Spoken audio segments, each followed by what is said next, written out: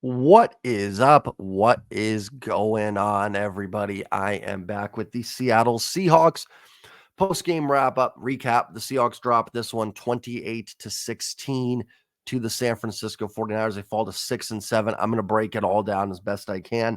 Before I do that, do me a favor. Like button helps out the channel tremendously. It just gets the video out to more people. It lets YouTube know you're enjoying the video so others may enjoy it as well. And hit that subscribe button. I'm on the road to 3,000 subs. So if you're new here and enjoy my content, go ahead and sub up the video. Rooftop, my friend, if you are watching this, here is the Matt Hasselbeck jersey. I tried to bring some juju going old school with the Hasselbeck jersey. My good friend Rooftop, we do live streams together on Twitter, asked me for a pick. So here it is, the Hasselbeck jersey. Oops, excuse me. Is on. It didn't quite bring the good juju to get a W, but I guess it tried. It certainly tried. You know, sometimes I have so much to say, and yet I don't know where to begin with these things. In some ways, football post-game recaps are a lot easier than baseball because there's so much that goes into a football game. Baseball, it's over. You got to bounce back the next day, right? And even in baseball, the old adage, every team wins 60, every team loses 60. So there's only so much you can say sometimes, but football leaves you with a lot because not every team, every team pretty much loses and wins a game, but not all the time. So there's a lot more to dive into with football. And yet I don't know where to begin on this one. I'm not super angry about this one. Truthfully, it's pretty sad when you lose by 12 and you're coming on here saying, I'm coming on here saying, oh, they didn't play that bad. I hate that because that was exactly the rut we needed to get out of when this team won the Super Bowl. We were done with, oh, hey, they played kind of tough and they almost won. That stuff gets old. Like, I want wins, not almost wins. But from what my expectations were for this game, they had a lead in the first quarter, in the first half. They had a one-score game into the fourth quarter. Did they play remarkable? No, but I think all things considered, the last 2 weeks they've hung pretty tough. I'm not super upset. Now it stinks because they're losing their shot at the playoffs. If you still care about that, I do. Listen, if your team tank and lose out, I get it. I totally do. I'm not. I want my team to go to the playoffs. I say this all the time. It's just my theory. Life is too short. Nothing is guaranteed. I don't want my last memories to be rooting for my team to lose, but I get if you are on that train. I'm just not. It's just a personal thing. But these are games that Seattle could be a really good team. They could have come in 9-3 and lost to Niners 28-16. The Niners went to Philly last week and won 42-19. They beat Dallas 42-10, and Seattle hung in there a little bit with them. Actually, I think hung in pretty well. But at the end of the day, you still had a double-digit loss, and I think you were outgained essentially 2-1 in this game. So let's start with it. I'm actually going to start on the defensive side of the ball because I think that's where the conversation we had. I'm going to get to Drew Lock. Let me say this for Drew Lock because that's going to be the easy top, the most popular topic. I thought Drew Lock played well, and I have not been a Drew Lock fan. You guys watch my videos, you know that. I have said that I think Drew Lock stinks. I do not think he's a very good quarterback. Maybe okay as a backup, but not anything more than that. And I've said countless times that I think Geno Smith is better than Drew Lock. Never fails. I'm doing video. The dog's got to bark. It never fails. But lost my train of thought. All right. Sorry about that. I had to pause the video for a second. Very professional here. You only get the top of the line when I'm doing my post games. But I've been very critical of Drew Lock, and I've said countless times I don't think he's as good a quarterback as Geno Smith. But he played well today. This is a really good Niners defense. Well, was Drew Lock perfect? No, but Geno Smith wouldn't have been perfect either. Like, it's not like Geno would have gone 31 for 38 against this defense, throwing for 425 and 5 TDs. I thought Drew Lock did about as well as you could have hoped. I don't, there's always things you go back and watch the tape, the all 22 that you can see, and maybe Lock missed some shots to DK and some stuff like that and some underneath throws or something. It is possible there were more throws out there. And again, I don't think Drew Lock was amazing. And I'm not team Drew Lock is the future of this organization.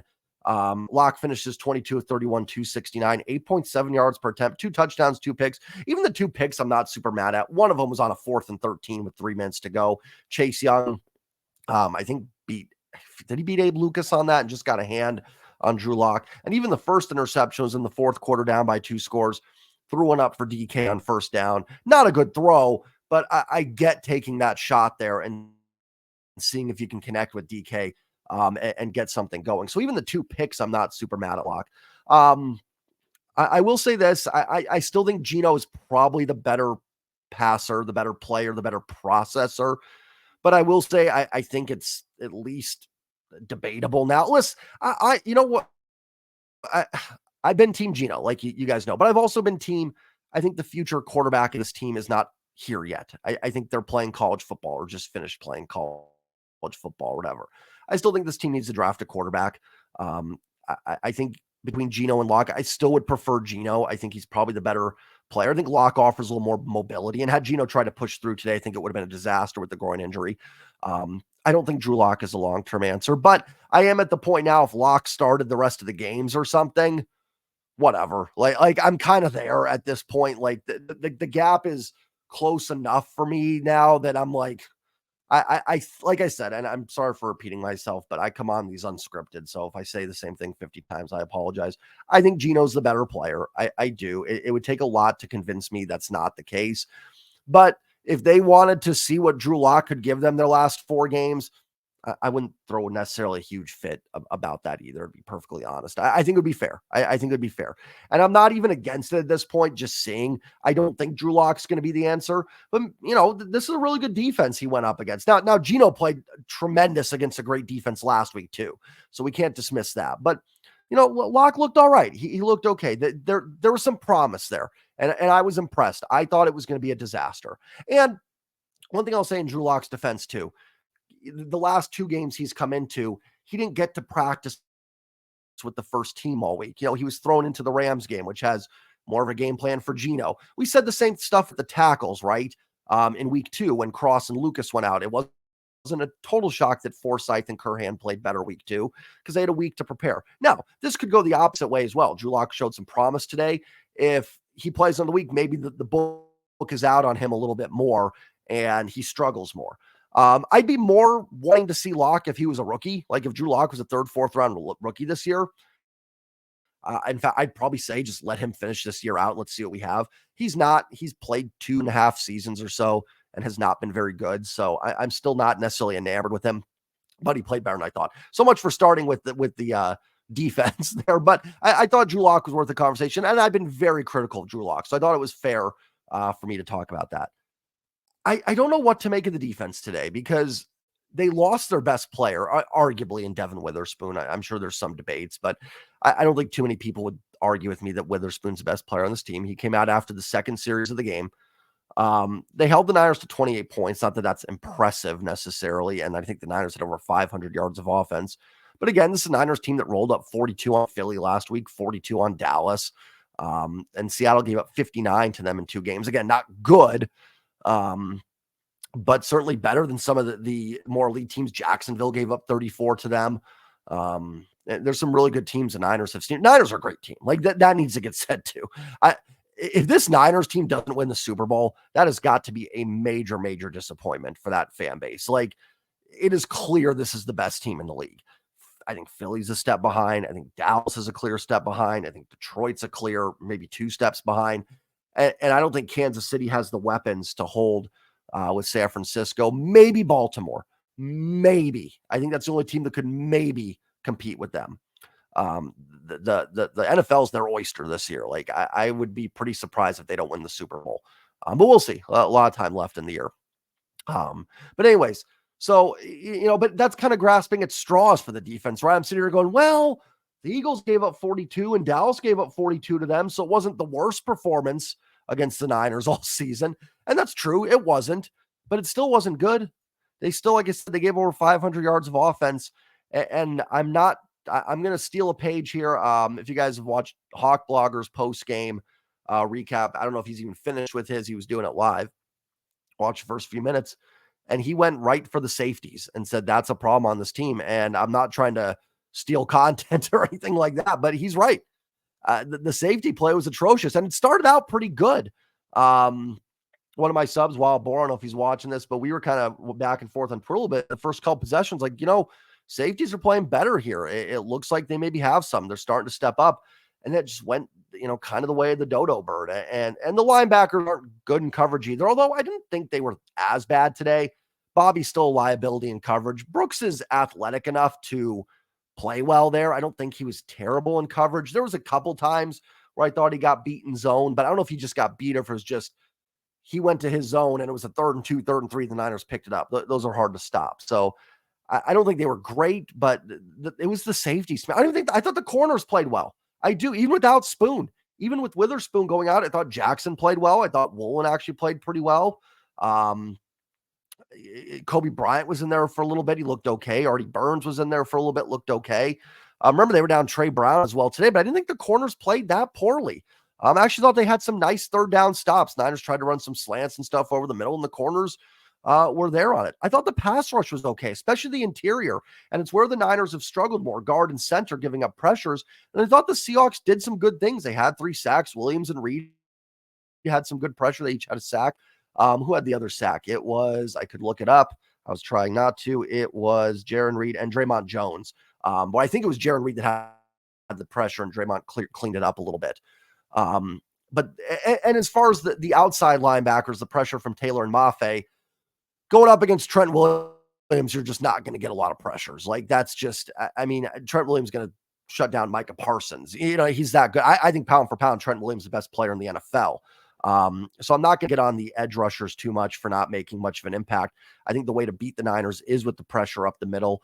And for the most part, I thought Seattle did a pretty decent job with that interior pass rush. It's good as you can do, right? I'm sure it could have been better, as with anything.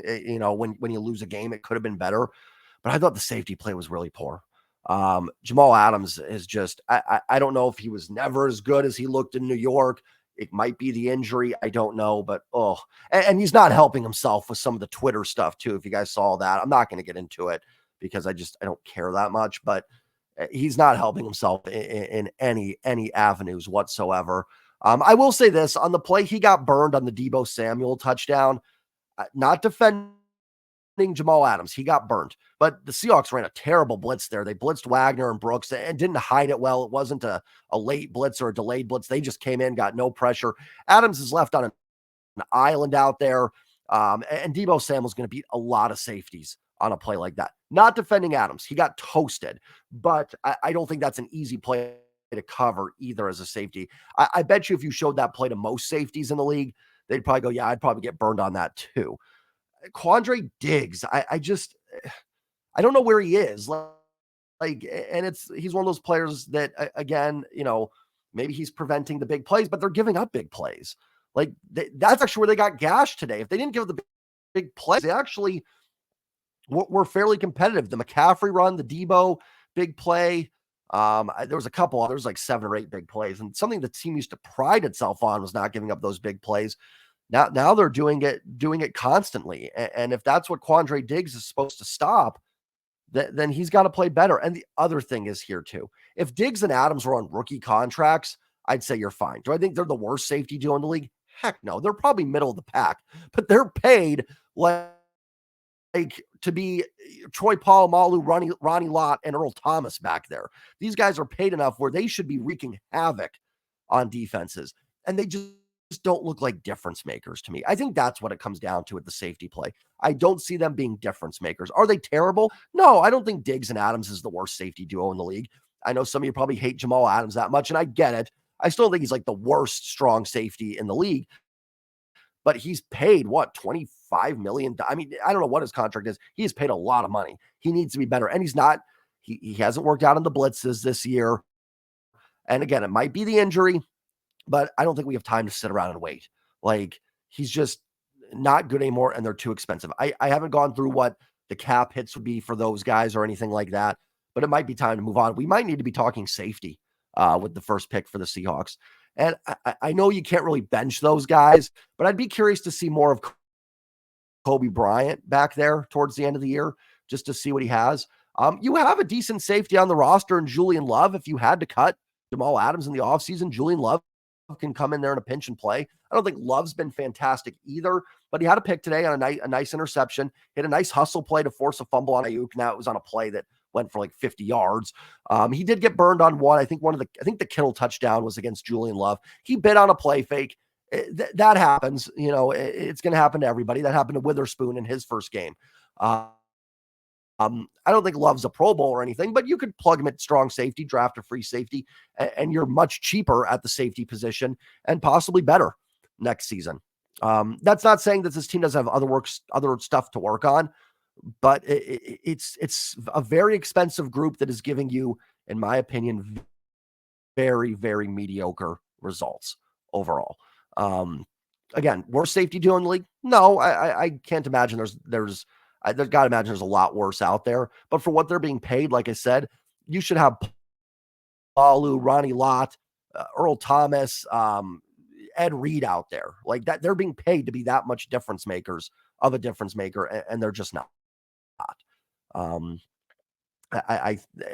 So I think that's somewhere we need to look, because talk about how much the Niners, the Rams exploit the middle of the field. That's a place where those guys should be too. It's not just the linebackers, right? They invested in a corner with Devin. This corner's been pretty good this year. I think Woolen's taken a bit of a step back, but I don't think he's been a disaster. Trey Brown's taken a nice step forward, and Witherspoon's been outstanding. Almost had a pick today in the little time he was able to play. So I think you really got to look at the safety position overall. And I'm not trying to, like I said, steal Hog Blogger's talking point there, but he mentioned, he's right. He's right. I'm just, adding to it that he is correct on that. And I agree 100%. This isn't a game I'm going to jump into fire coaches on. If you're wondering about that, I'm actually going to have a video up tomorrow with a bit of a Q&A. You guys gave me some ideas for videos. I don't know if I have enough to make like a video on each topic, but I'm kind of going to do a Q&A. And someone asked about the coaching staff. I think it was my member, William Cook, who mentioned it. I'm going to talk about that. This game doesn't bring me to fire anybody. I'm not a big Clint Hurt guy to begin with, but I don't think anything he did today was, it was better than last week. So I can't double, I can't pile on him. I could, but like last week I thought was a disaster. They played better this week, as good as I could have expected, I guess, from this defense, which is, again, damning with faint praise. And that's pretty low bar that we're praising that, or I am. But this wasn't a game that's going to make me want Clint Hurt gone. I will say with Shane Waldron, I want to say this. The play to Parkinson for the touchdown is one of the best play calls I've seen. Actually, the Niners ran that same play against the Seahawks last year on a Thursday night, scored a touchdown, Kittle. So the Seahawks dove into the Niners playbook on that. Again, with Waldron, like, there's some really good things Shane Waldron does. I don't think he's a terrible offensive coordinator. Like, I don't think Clint Hurt is a very good defensive. I know I'm not going to bash him, but like Clint Hurt is just running the stuff that Pete Carroll wants run. Like, I don't see Clint Hurt doing anything really innovative. Maybe he is. I'm not a coach. Like, I can't break down the film like some other people can. But Waldron, to me, is trying to do some stuff.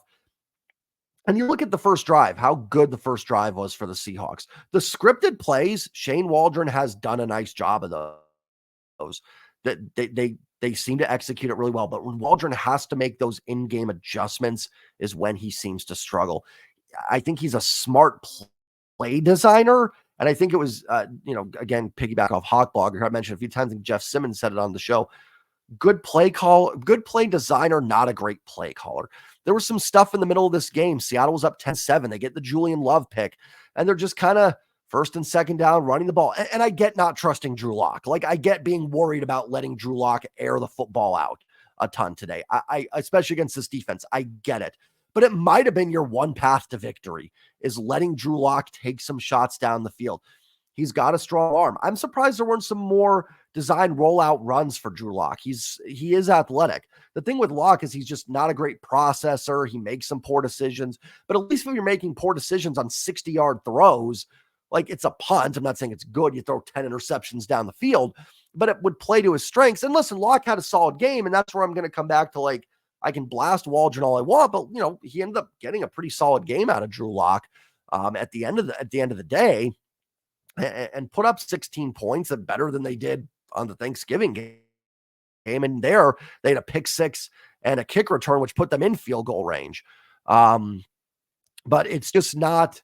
It just seems like this offense gets really out of sync, and then they just get into these ruts where it's like they run the ball because, oh, yeah, we got to run the football a little bit. And then they get really creative, like the drive where they scored the touchdown, the play to Parkinson. There was a couple more plays in that drive where they were great. They had a couple runs to Charbonnet, which were really well designed on the second drive when they got the field goal. And then, and maybe it's just, maybe I'm doing results-based analysis and the play designs were fine and it just didn't work. Niners defense is tremendous. So, who knows? But I'm so torn on Shane Waldron because a part of me, it's like, get him out of here. And there's another part of me, it's like, I don't think he's a bad OC. I'd be curious if he could get his hands on a rookie quarterback, what would happen. Last thing I want to talk about a little bit, the end of the game, the DK Metcalf stuff. I feel like I have to mention it. First of all, I want to say this, and this had no impact on the game, but I want to get this out there. I cannot stand Greg Olsen.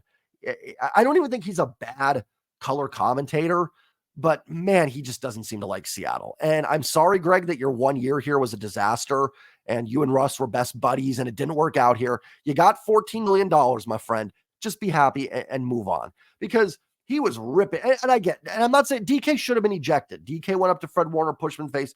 That's fine. That warrants an ejection. But right before that, Fred Warner pushes DK in the back, makes no mention of it. Olsen's there ripping DK. And I know DK has a bit of a reputation. But then Lenore comes in and pushes DK in the face for no reason. And Olsen's just laughing about that. Fred Warner turns out pushed DK in the back before DK went off. And Greg Olsen starts laughing about that one. Like, oh yeah, that happened. But he rips DK Metcalf to shreds for what he did. And again, no problem with DK being ejected there. He deserved it. He went up to Warner, put his hands, face mask. Refs saw that. They're going to throw you out. I actually thought the officials overall were fine today, which was a nice change of pace from what we've seen the last few weeks, or at least in the Dallas game last week and then the Rams game a couple weeks ago. But it's like, I don't know. And maybe I'm reading too much into it. It had no impact on the game, but I'm sorry. I cannot stand listening to Greg Olsen. Kevin Burkhardt's good. I think he's a good play-by-play guy. I don't think Olsen's necessarily that bad. I've listened to him on other games, and he's fine, but was not impressed with him at all today. And I don't know if it's just his time with Seattle ended and he was just very team Russ and the whole Russ Pete situation. But, and then they showed that graphic where like, oh, Russ was 14-5 against the Niners. And since then they're 0-4. Okay. Couple things with that. First and foremost, yeah, Seattle traded Russ. They're in a bit of a rebuild and everything. We knew it was probably going to take a little bit to get this team back up to par. Second of all, and Russ was great in his time. I really don't have any animosity towards Russ, but some of those wins were against some really, really bad Niners teams. Like, yeah, they swept the Niners in 2017 when they were starting Brian Hoyer at quarterback and didn't have any talent around him whatsoever in Shanahan's first year. Geno would have won both those games in 2017 also. So that's just a stupid graphic put up there. Well, that's all I've got on that. Seahawks lose at 28-16. First time in the Pete Carroll era that this team has lost 4 in a row. I was going to say, it feels like it's been a while since the Seahawks have won a game. It's because it is.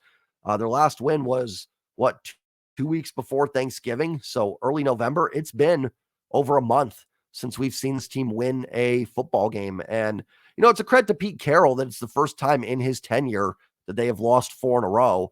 And like I said, I'm going to evaluate this coaching staff once the year's over and get my thoughts on it. I'm kind of indifferent right now, a little bit. The last 2 games didn't have me really calling for Pete, to be honest. The Thanksgiving game was rough because they got boat raced, and there's been the Baltimore game, they were destroyed. Today wasn't really like where I'm going to, take my final stand and say fire Pete. I've said before, I get if you're on that train, I 100% do. But just, I'm going to wait till the end of the year. But yeah, 4 in a row.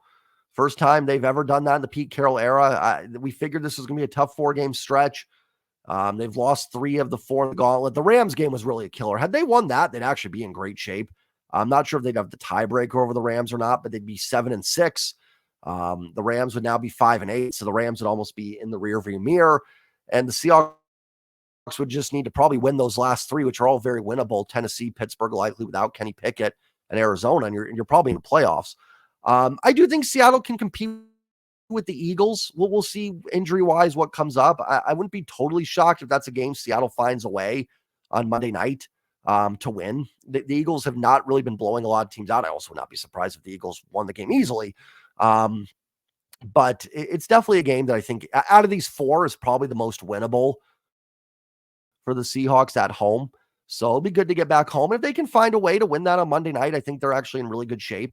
Because I think the last three are all very winnable. But it is what it is. It's tough. I listen, and I know some of you are probably on team. Just let's just lose out, go 6-11. Here's my only thing with that is I don't think 6-11 gets you a top 5 pick. I don't think they're going to lose out. I'd be shocked if they don't win one of those last 3 games that they're playing. In fact, I think there's a chance to win all 3, at least 2. So you're probably looking at 7-10, 8-9 at worst. Might as well try to go 9-8 or 10-7 and get in and just see what happens, because you never know. You never know if you get in. It's not my prediction. I think this team would be a pretty easy out. But, you get the 7th seed. Maybe you're playing the Lions or something. Maybe that's a game you can win. We'll see how they play against Philly on Monday night. So it might not be the craziest thing ever, that they could win one. But right now, they're kind of far on the outside because they don't have a lot of tiebreakers. And Minnesota wins today 3-0. That great. Thanks Raiders for that one. So we'll see. That's all I've got. Sorry this went a bit long, just ranting and a little bit. Just not a super angry post-game recap for me. It's kind of, like I said, it was better than I expected, to be perfectly honest. I kind of thought this might be 27-0, 33-3 or something like that. So, I mean, they at least made it entertaining. That's a very low bar, and it's a shame that we're at that point, but it is what it is. Remember to hit the like button, subscribe, comment. Think about becoming a channel member. I don't do a lot for football, but come baseball season, there's going to be more videos. I'm going to try to have once a week members only videos up. Just going over some stuff, and then members only live streams with giveaways and stuff too, especially when we get into baseball season. So think about becoming a channel member if you haven't already. Have a great night, everybody. Enjoy the rest of your weekend. Don't let this team get you down. I hope you're enjoying your holiday season so far. Next week's gonna be a fun one. My wife and her family are all Eagles fans, so we're gonna have a great time watching that.